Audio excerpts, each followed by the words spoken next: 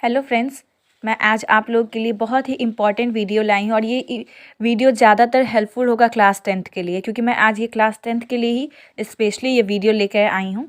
इस वीडियो में आप लोग को बताऊंगी कि कुछ ऐसे चैप्टर जिससे हमेशा ही क्वेश्चन आते और हमेशा ही फिक्स्ड होते हैं कि इसी टाइप के क्वेश्चन आएंगे, वैसे ही कुछ चैप्टर्स को मैं आप लोगों को बताने वाली हूँ और कुछ ऐसे क्वेश्चन भी बताने वाली हूँ जो कि हमेशा ही हर साल लगभग आते ही हैं वो क्वेश्चन। तो आई होप आप लोग को ये वीडियो बहुत ही पसंद आए। अगर ऐसी और भी वीडियो चाहिए और भी सब्जेक्ट के लिए तो हमारे चैनल को लाइक, शेयर और सब्सक्राइब करना ना भूलें। तो सबसे पहले हम लोग मैथ्स का बात करते हैं कि मैथ्स में कौन कौन से चैप्टर्स आते हैं। मैथ्स में तो सारे जो भी चैप्टर है वो सब आते ही हैं, पर जो सबसे मोस्ट इम्पॉर्टेंट है और लगभग हर बार उसी चैप्टर से सेम तरीके के क्वेश्चन आते हैं, वो मैं आपको कुछ बताने वाली हूँ। जैसे सबसे पहला हम चैप्टर का बात कर लें। सबसे पहला चैप्टर हमारा क्या है? सबसे पहला चैप्टर जो है हमारा क्या है?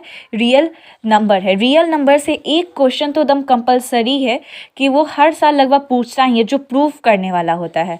प्रूफ कौन सा करने वाला होता है? जो इरेशनल टाइप के जो क्वेश्चंस होते हैं, प्रूफ इरेशनल नंबर को प्रूफ करने के लिए जो आता है, उस टाइप के क्वेश्चन जरूर ही पूछे जाएंगे। प्रूफ इरेशनल नंबर जैसे कि √3 है, 3 है, इस तरीके के, और या फिर ये वाले जो क्वेश्चन ना बहुत ही ज़्यादा इंपॉर्टेंट है और इस टाइप के क्वेश्चन लगभग आते ही हैं हर साल। फिर दूसरा जो चैप्टर है हमारा क्या है? दूसरा चैप्टर जो है हाइट एंड डिस्टेंस का बात करें। हाइट एंड डिस्टेंस में जो क्वेश्चन आते हैं हाइट एंड डिस्टेंस के, उसमें ज़्यादातर न्यूमेरिकल वैल्यू आते हैं।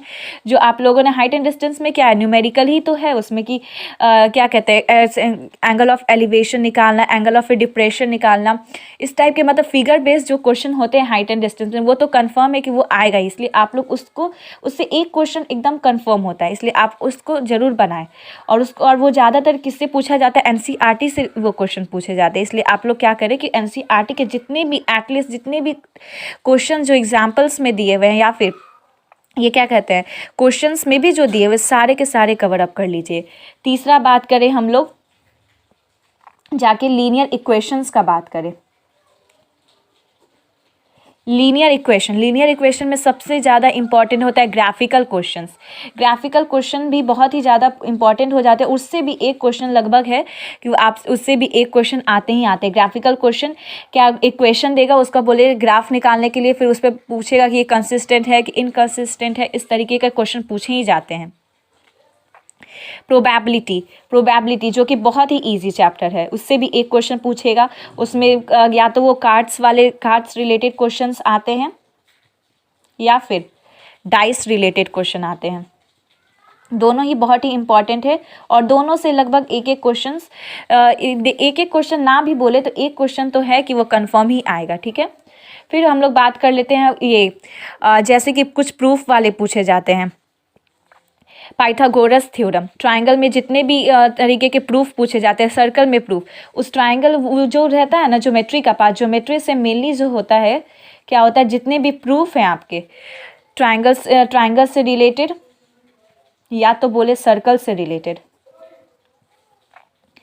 दोनों से ही प्रूफ पूछे जाते हैं और दोनों का ही जितने भी प्रूफ है उसमें और बहुत ही ज़्यादा इंपॉर्टेंट हो जाता है। उसमें भी 5-6 जो प्रूफ है ना ट्रायंगल की, वो सबसे ज़्यादा इंपॉर्टेंट होते हैं।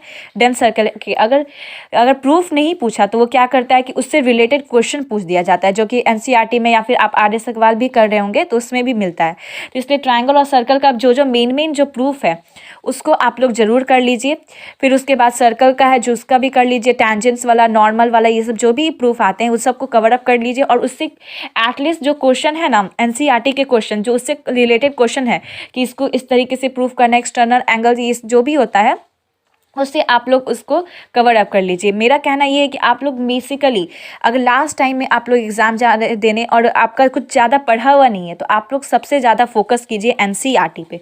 एनसीईआरटी बहुत ही इंपॉर्टेंट है और हम हमेशा ही देखते हैं कि बाकी जो बच्चे होते हैं ना वो ढेर सारे बुक बना लेते हैं, पर वो क्या करते हैं, एनसीईआरटी को स्किप करते। तो इस समय आपके लिए सबसे ज़्यादा इंपॉर्टेंट होगा एनसीईआरटी बनाना, उसके बाद सैम्पल पेपर सॉल्व करना, और उसके बाद भी आपका अगर टाइम बच जाए तो आर.एस. अग्रवाल को भी जरूर बना लीजिए, क्योंकि आर.एस. अग्रवाल में एटलीस्ट अगर आप क्वेश्चंस बना लीजिएगा ना। तो पर ये वाला जो पार्ट है ना, ये वाला इस टाइम पे ज़्यादा करना मतलब टाइम टेकिंग होगा। अगर जो बच्चा पहले से आर एस अग्रवाल पढ़ चुका है, एनसीईआरटी पढ़ चुका है, सैम्पल पेपर पढ़ चुका है, मतलब जो पहले से इस बुक को रिकमेंड किया हुआ है, पढ़ा हुआ है अच्छे से, वो इस टाइम पे पढ़ेगा तो उसके लिए बहुत ही ज़्यादा हेल्पफुल होगा और उसको मार्क्स भी जो होंगे बहुत ही अच्छे मार्क्स आ जाएंगे।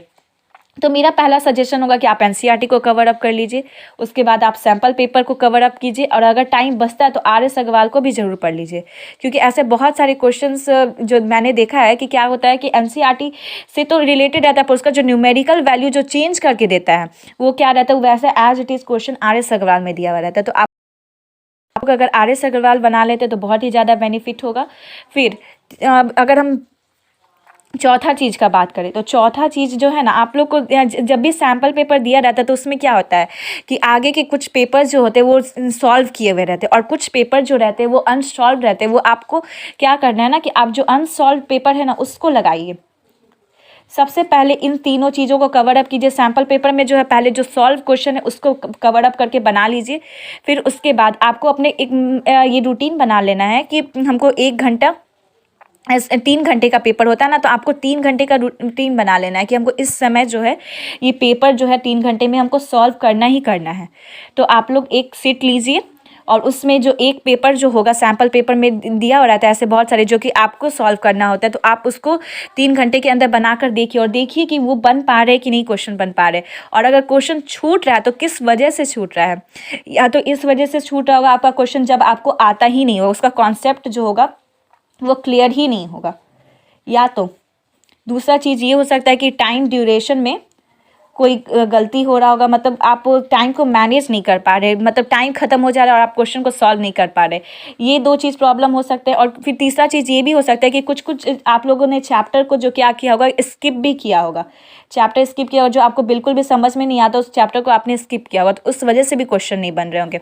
तो सबसे पहले मेरा जो ये रहेगा कि आप लोग सब, अब लास्ट टाइम आ चुका है बोर्ड के एग्ज़ाम का, तो आपको फुल्ली फोकस होके पढ़ना है। और अगर आपने अभी से भी अच्छे से पढ़ लिया ना तो आप बहुत ही अच्छा मार्क्स स्कोर कर जाएंगे।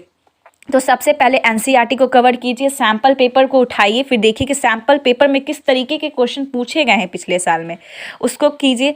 फिर जाके अगर देखिए कि कुछ क्वेश्चन ऐसे हैं जो आर एस अग्रवाल में दिया हुआ था या फिर कुछ इस तरीके का, तो आप लोग आर एस अग्रवाल को भी रेफर कर सकते हैं। क्योंकि आर एस अग्रवाल में जो क्या होता है ना कि जो एनसीईआरटी का क्वेश्चन रहता है उसका अच्छे से डिस्क्राइब किया हुआ रहता है, उसका सॉल्यूशन दिया हुआ रहता है, इसलिए भी आपका बेनिफिट हो जाएगा आर एस अग्रवाल से। फिर आप जाके अनसॉल्व पेपर को लगाइए, वो भी टाइम लिमिट में।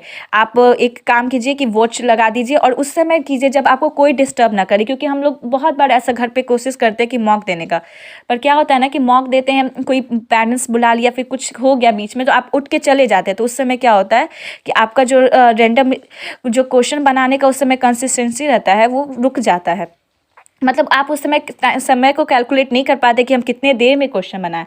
तो अब आप लोग एक काम कीजिएगा, इस चीज़ से बचने के लिए आप लोग मॉर्निंग में मॉक को दीजिएगा।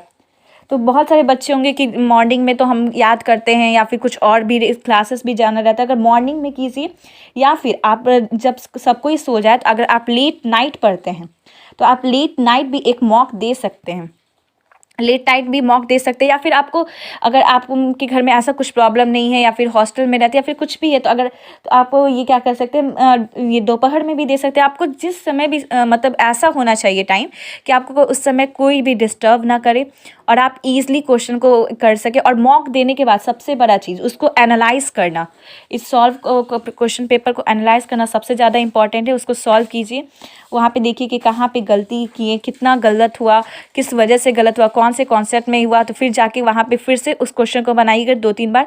इस तरीके से आपका जो मैक्सिमम मार्क्स है जो आप स्कोर कर पाएंगे। तो आपको अच्छा वीडियो लगा हो तो लाइक, शेयर और सब्सक्राइब करना ना भूलें।